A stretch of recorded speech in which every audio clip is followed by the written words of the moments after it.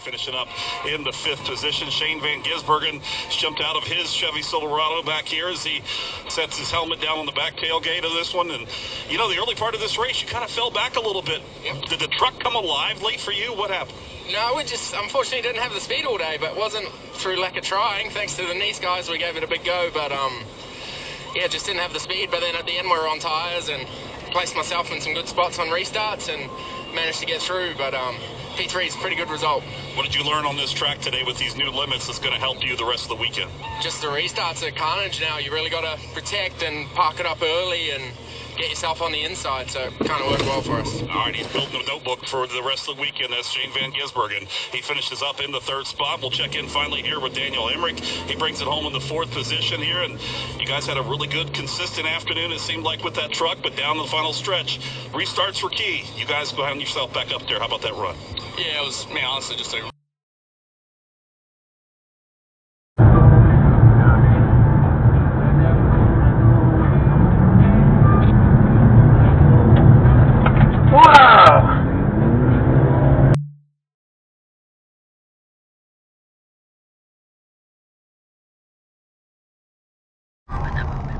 She's got the saddest kid.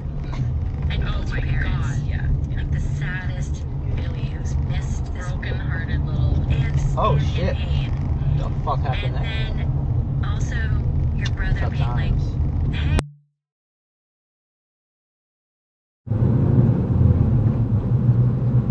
Dude, back off. Jeez. It's such a hurry to get to a freaking red light.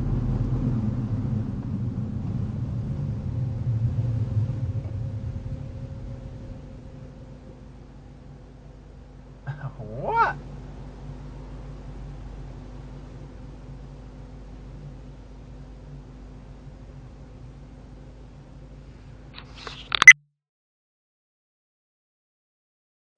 Ahí bebé. Y los que están en la sistema de la técnica que son. ¿Y tú te quitas eso? Ay, pues ya no eres. Oye, y ese man es una sorpresa. ¿Ves? Uy, Dios mío, ese man. Él se estrelló. El de la moto. Sí, el de la moto.